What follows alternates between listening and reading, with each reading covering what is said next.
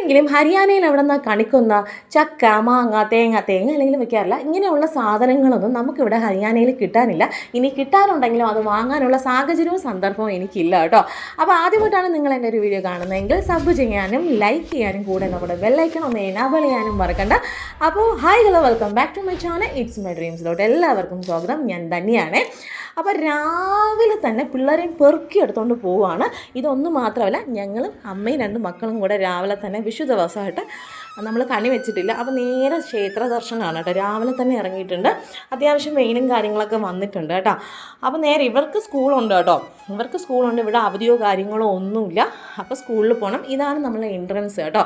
ഏതാണ്ട് ഒരുപാട് പേർക്ക് ഇരിക്കാനുള്ള എൻട്രൻസ് സ്ഥലവും സാഹചര്യങ്ങളൊക്കെ ഇവിടെയുണ്ട്. ഭജനയാണ് ഇവിടുത്തെ ഏറ്റവും വലിയൊരു സംഭവം എന്ന് പറയുന്നത് കേട്ടോ.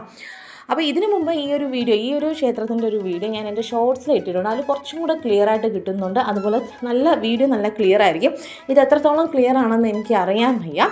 നമ്മുടെ എല്ലാ ദൈവങ്ങളും, ഞാൻ എല്ലാ ദൈവത്തിലും ഒക്കെ വിശ്വസിക്കുന്ന ആളാണ് കേട്ടോ. എനിക്ക് വിശ്വാസമുണ്ട്, പക്ഷെ അന്ധവിശ്വാസം എനിക്കില്ല.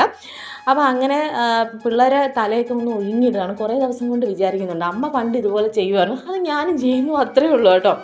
എന്തായാലും ഇരിക്കട്ടെ എന്ന് ഞാനും അങ്ങ് വിചാരിച്ചു. അപ്പോൾ നമ്മുടെ ക്യാമറമാനെയും കൂടെ ഒന്ന് ഒഴിയാനായിട്ടാണ് ഈ പോകുന്നത്. അവളെ ഒഴുങ്ങി പറക്കി അങ്ങ് ഇട്ടിട്ടുണ്ട്. അപ്പോൾ ഇന്ന് വിഷുവാണ്. വിഷു എന്തായാലും ഈ പൈസയൊന്നും നമ്മുടെ ദൈവത്തിന് തന്നെ കിട്ടാൻ പോകുന്നില്ല. പക്ഷേ എനിക്ക് ഉറപ്പാണ് പാവപ്പെട്ട കുറച്ച് പേർക്ക് ഇത് എന്തായാലും കിട്ടും. ഈ ക്ഷേത്രത്തിൻ്റെ ഒരു പ്രത്യേകത എന്ന് പറഞ്ഞാൽ ഇവിടെ അധികം തിരക്കോ കാര്യങ്ങളോ ഇല്ല. പക്ഷേ കയറുമ്പോൾ ഭയങ്കരമായിട്ടുള്ളൊരു പോസിറ്റീവ് എനർജിയാണ്. എല്ലാ ദൈവങ്ങളും നോക്കിക്കേ, സരസ്വതി ദേവിയും ഹനുമാനും അതുപോലെ തന്നെ എന്താ പറയുക, ഭദ്രകാളിയും ശിവനും പാർവതിയും ഗണപതിയും എല്ലാവരും ഉണ്ട് കേട്ടോ. ഭയങ്കര ഇത് നിങ്ങൾക്ക് നോക്കിയാൽ അറിയാം, ഭയങ്കര സുന്ദരികളാണ് കേട്ടോ.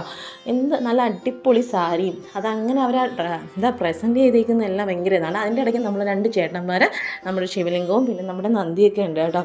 കുറച്ചും കൂടെ ഇപ്പം ഞാൻ വന്നതെന്ന് പറഞ്ഞാൽ ഇത് കുറച്ചും കൂടെ ഇരുട്ടാവുന്ന, അത് വൈകിട്ട് സമയത്ത് വരുമ്പോഴാണ് കുറച്ചും കൂടെ നല്ലത്.